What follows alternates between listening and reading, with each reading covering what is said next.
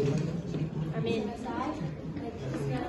Assalamualaikum warahmatullahi wabarakatuh. Waalaikumsalam warahmatullahi wabarakatuh. Baik, selamat siang semua. Bagaimana kabarnya adik-adik? Alhamdulillah. Baik, yang kami hormati Bapak Muhammad Tomario Basirun di tempat dan Kak Aulia Mutmainah sebagai dosen pengampu dan asisten dosen mata kuliah belajar dan pembelajaran, serta teman-teman yang telah hadir pada ruangan hari ini. Saya ucapkan banyak terima kasih. Sebelumnya, perkenalkan, kami dari kelompok 5 akan melakukan pembelajaran mengenai tahap awal pembuatan database. Mungkin pertama-tama perkenalkan, saya Nifadil Utami selaku moderator yang akan memandu pembelajaran kita hari ini. Adapun rekan-rekan saya Aziz. Saya Indonesia sebagai pemandu berbagai dengan membawa materi forensik. Saya Nurasna sebagai nakbet. Saya Muhammad Rizky sebagai pemateri ketiga yang akan membawakan materi primeriki. Saya Humaira Azara sebagai pemateri kedua yang akan membawakan materi pengumpulan data pada pembuatan database. Saya Musara Midat sebagai pemateri pertama. Baik, mungkin sudah ada gambaran mengenai materi yang akan kami sampaikan. Jadi kami berharap teman-teman bisa memfokuskan diri menghadap ke depan dengan baik agar bisa menerima pembelajaran dengan baik juga. Baik, untuk mempersingkat waktu kepada materi pertama, saya persilahkan.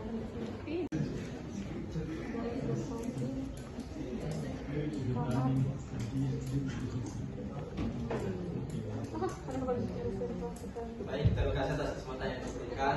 Perkenalkan nama saya Musara Midat selaku pemateri pertama. Oke teman-teman, pada hari ini kita akan belajar tentang sesuatu yang sangat penting dalam dunia teknologi, yaitu database atau dalam bahasa Indonesianya yaitu basis data. Nah, dari teman-teman ada yang tahu apa itu database? Tidak. Baik, kalau tidak tahu, database adalah kumpulan data yang terorganisir dan disimpan secara sistematis di dalam komputer sehingga dapat diakses, dikelola, dan juga diperbarui dengan mudah. Nah, di dalam database, data disimpan dalam bentuk terstruktur. Nah, bentuknya itu semacam tabel, semacam Google Sheet atau tabel Excel. Isinya itu baris dan juga kolom.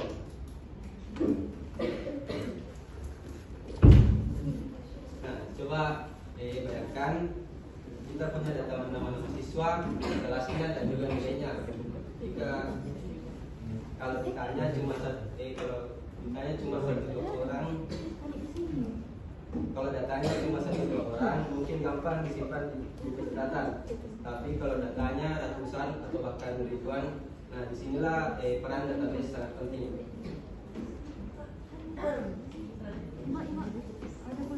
Selain itu, database juga dikelola oleh perangkat lunak yang disebut DBMS atau Database Management System. Contohnya itu seperti MySQL, Oracle, dan juga Microsoft SQL System. Intinya database itu sangat penting karena membantu kita mengelola data dengan cepat, rapi, dan efisien, apalagi di era digital seperti sekarang ini. Nah, next, sekarang setelah kita tahu ada database, sekarang kita perlu juga tahu kenapa database itu penting, atau dalam bahasa lainnya itu apa sih tujuan dari database itu. Tujuan secara umumnya itu ada 5. Pertama itu menyimpan database secara terstruktur, dan kedua itu mempermudah akses data, dan ketiga menghindari duplikasi data, keempat menjaga konsistensi dan keakuratan data, dan yang terakhir itu menjaga keamanan data. Next.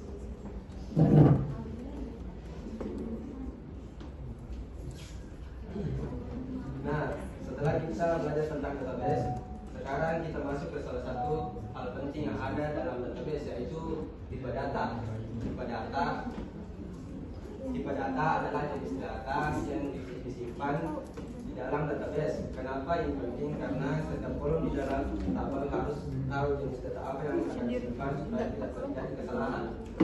Di sini ada beberapa macam-macam tipe data secara umum, yaitu yang pertama itu tipe data angka. Contoh tipe data angka itu yang integer, desimal, dan juga float. Tipe data ini digunakan untuk menyimpan angka, yaitu berupa contohnya itu berupa umur, jumlah barang, dan juga nilai. Contoh datanya itu seperti 71, 19, 13, dan lain-lain. Nah, yang kedua itu tipe data teks. Contoh tipe data teksnya itu yang chat, baca, dan juga teks. Tipe data ini digunakan untuk menyimpan huruf, kata, dan juga kalimat. Contoh datanya itu seperti UNIKB, Universitas Negeri Makassar, dan lain-lain.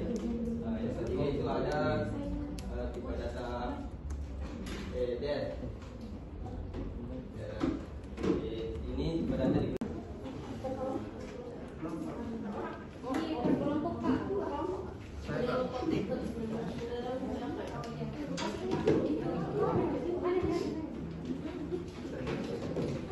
Baik, untuk instruksi selanjutnya saya serahkan ke pemateri selanjutnya.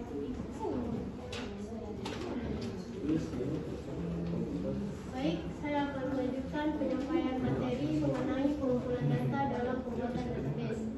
Jadi pada materi ini akan dibahas secara terstruktur mulai dari pengertian pengumpulan data, tujuan pengumpulan data, dan cara pengumpulan data.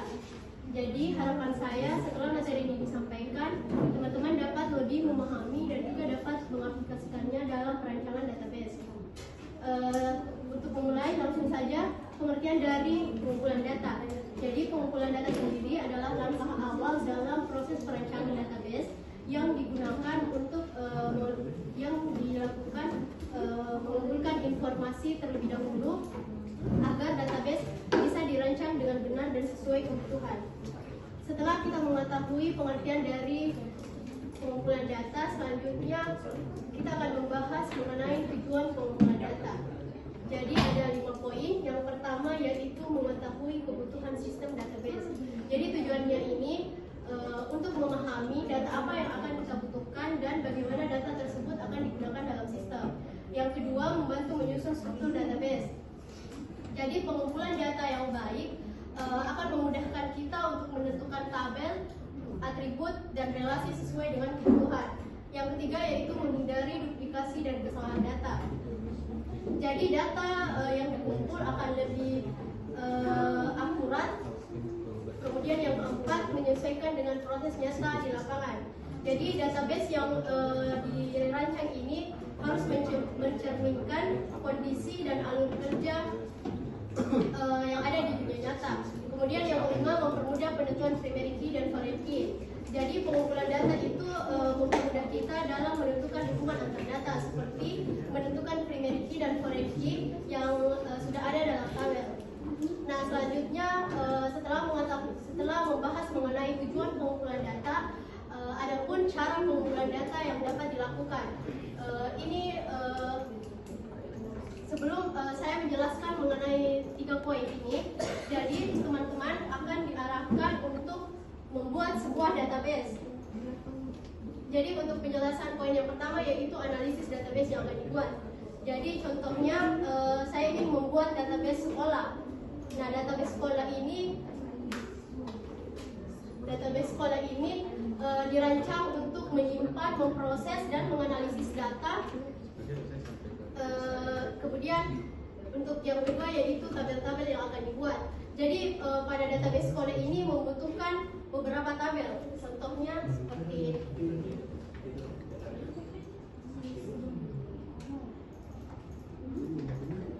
Mungkin sambil saya menjelaskan, teman-teman juga sudah bisa berdiskusi dengan teman kelompok masing-masing database apa yang akan dibuat. Apa yang membuat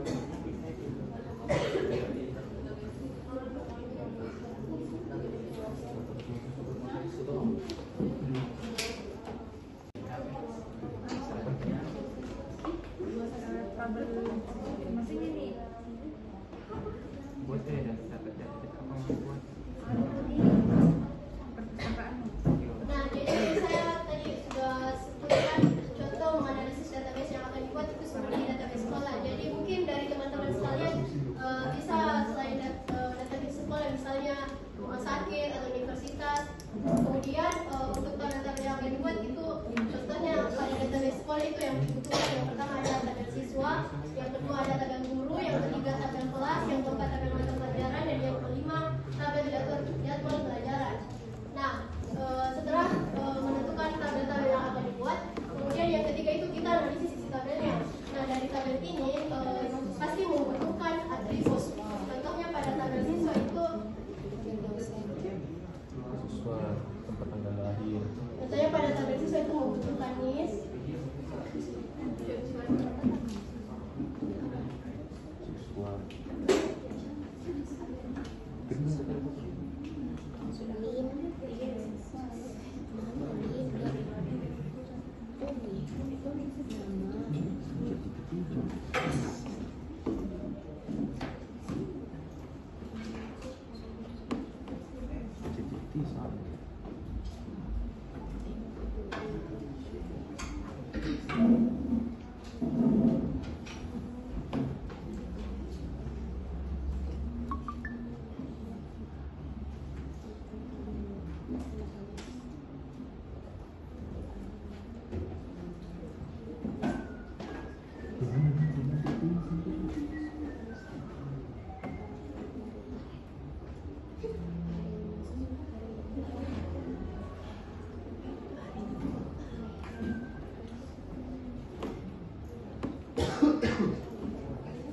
Nah, jadi pada analisis isi tabel ini, contohnya pada tabel siswa, atributnya itu ada NIS, nama siswa, jenis kelamin, alamat, dan nomor HP. Kemudian pada tabel guru itu atributnya misalnya ada NIP, nama guru, jenis kelamin, keahlian, dan nomor HP. Pada tabel kelas itu ada ID kelas, nama kelas, tingkat, jurusan, dan infoli. Kemudian pada tabel mata pelajaran itu contohnya ada kode mapel dan jumlah jam. Dan pada tabel jadwal pelajaran contohnya ada ID jadwal, hari, dan jam berapa. Jadi setelah saya jelaskan mengenai cara pengumpulan data, mungkin teman-teman sudah bisa membuat database apa yang akan dibuat, terus tentukan tabel-tabelnya dan analisis di tabel. Jadi karena setelah ini kalian akan menentukan primary key dan foreign key-nya. Jadi dimohon kepada teman-teman untuk berdiskusi sesama teman kelompok untuk membuat database tersebut. Mungkin itu saja penjelasan dari saya. Saya serahkan ke materi selanjutnya. Bagaimana teman-teman, sudah sampai di sini tahap pembuatan database-nya? Sudah. Kita ke pembahasan selanjutnya. Saya persilakan.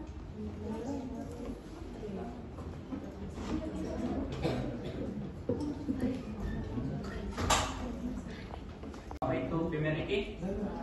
Oke, baik, saya persilakan.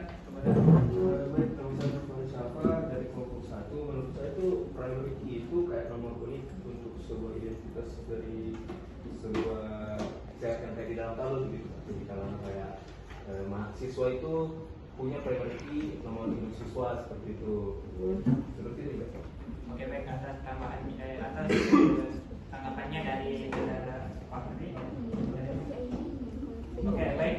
Jadi betul yang dikatakan oleh Pak Ari, yaitu primary key adalah sebuah atribut yang unik atau bisa disebut dengan kunci utama dalam sebuah tabel. Jadi di dalam sebuah tabel yang ada di database itu kita akan menciptakan satu atribut yang menjadi kunci dari tabel tersebut. Jadi misalkan ketika ada sebuah database sekolah, itu kan sekolah ada banyak siswa. Jadi ketika kita ingin mencari nama siswa, maka yang akan kita cari di pencaharian sekolah itu adalah primary key-nya atau kata kuncinya. Nah, misalkan di sini jadi database yang berfungsi itu sebagai identifikasi unik setiap hari. Jadi seperti yang saya katakan tadi bahwa primary key itu adalah salah satu atribut unik yang ada di dalam sebuah tabel dalam database. Baik, selanjutnya yang kedua yaitu tadi juga sudah dijelaskan tipe data dari saudara modal. Nah, selanjutnya saya ingin menentukan data-data yang telah dikumpulkan tadi. Saya ingin menentukan tipe data apa yang dipakai pada data tersebut. Nah, di sini saya akan menulis kembali tabel-tabelnya. Misalkan yang pertama itu ada tabel siswa.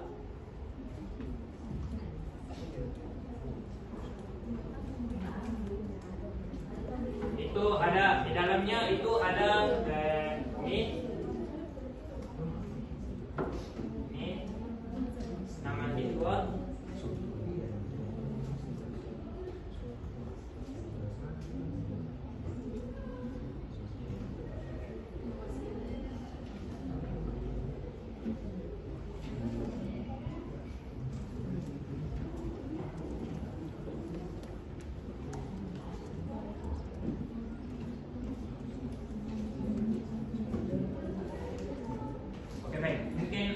Teman-teman bisa menentukan tipe data yang tadi sudah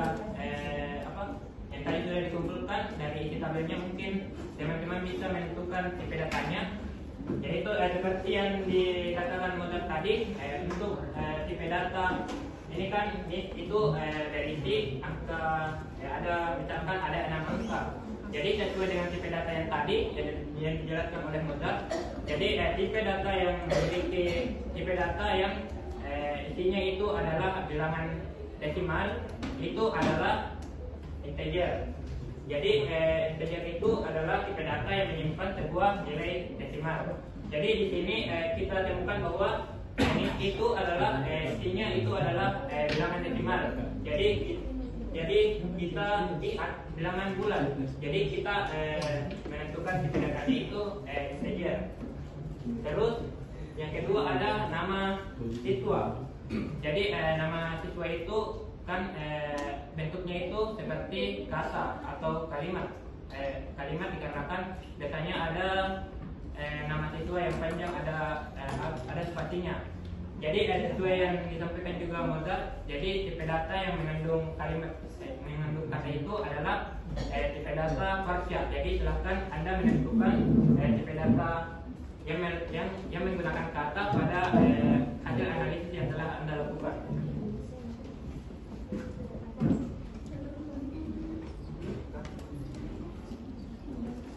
Nah, jadi di sini kita lihat bahwa jenis kelamin dan juga alamat itu menggunakan isinya itu. Oke, sekarang coba saya tanya kepada teman-teman sekalian. Misalnya di satu tabel ada kolom kode kelas yang terhubung ke tabel kelas, tapi nilainya itu tidak ada di tabel kelas. Menurut kalian itu bisa atau tidak? Tidak. Nah, di situ nih fungsinya forenski untuk memastikan nilai yang dimasukkan itu harus ada di tabel forensinya. Boleh mungkin satu orang dari satu kelompoknya maju untuk menampilkan apa yang mereka buat tadi.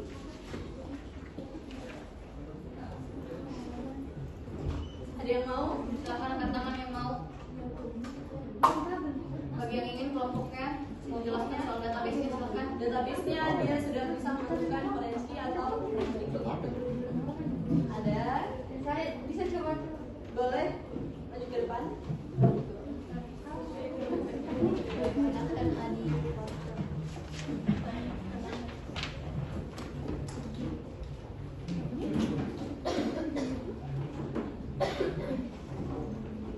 Boleh dijelaskan secara singkat bagaimana apa yang menjadi database apanya?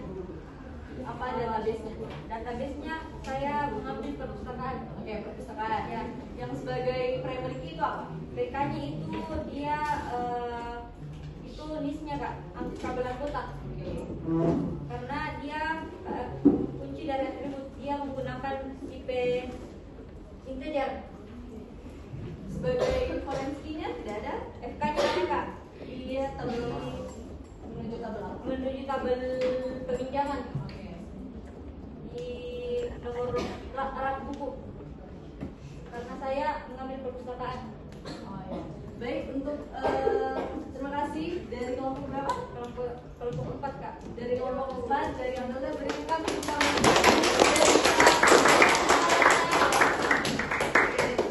Terima kasih Kak. Oke, ini adalah contoh tabelnya yang tadi sudah dituliskan. Di sini, misalnya kita mau menghubungkan tabel siswa dengan tabel guru, kita tinggal menentukan yang mana primary dari tabel siswa dengan tabel guru. Jika menghubungkan ke tabel siswa, kita tinggal